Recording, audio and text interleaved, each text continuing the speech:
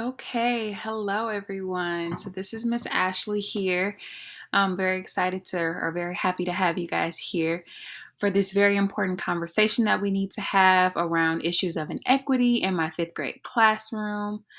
So I'm going to jump right into it. I want this to be very straightforward for you guys. So let's go.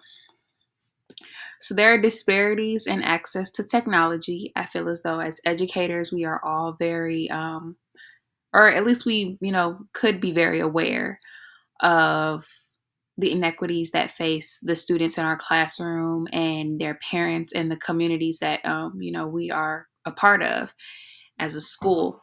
And it's very important that we address these inequities because they're impacting the way that our students are learning. It's very important that they feel that we're supporting them and that we're championing them in all of the best ways. And the best way to do that is to acknowledge these disparities head on and start to build some action steps so that we can remedy them, because they really get in the way of the quality education that our students deserve. So, how is this impacting my students, particularly and the students of our school? A lot of students have an unstable internet access and they are lacking the tools and the technology to make this learning accessible.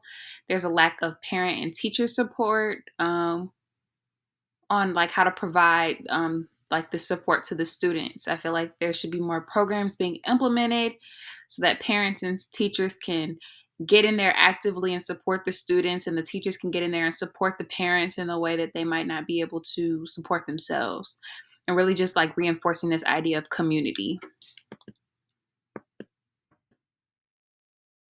And this is all connected to, on a greater like level. There are lots of societal inequities. So there's like an income gap with a lot of the students here in the Lansing area.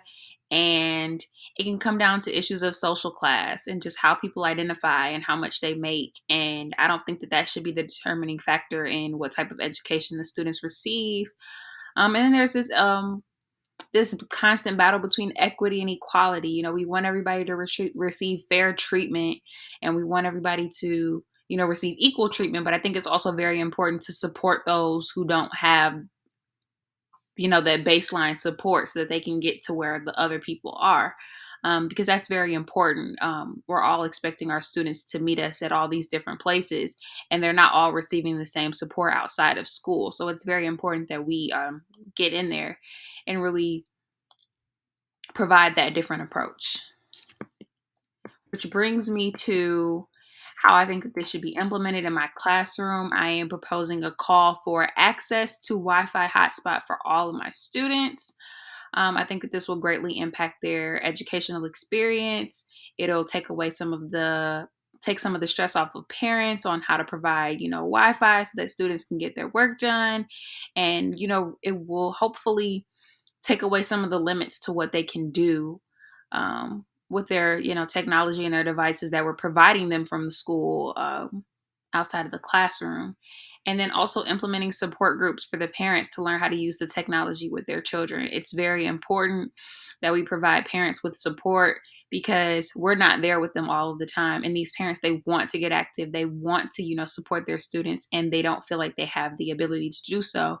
So if there's anything that we can do as educators to get in there and just, support them in the best way and just uplift our community, I think that we have a responsibility to the parents and the students of this community to um, address the digital inequities in this district.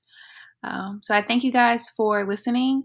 I hope that we can get our feet on the ground and start making some progress and putting together some action steps so that we can create a system of support for our parents and students in our community. Thank you so much.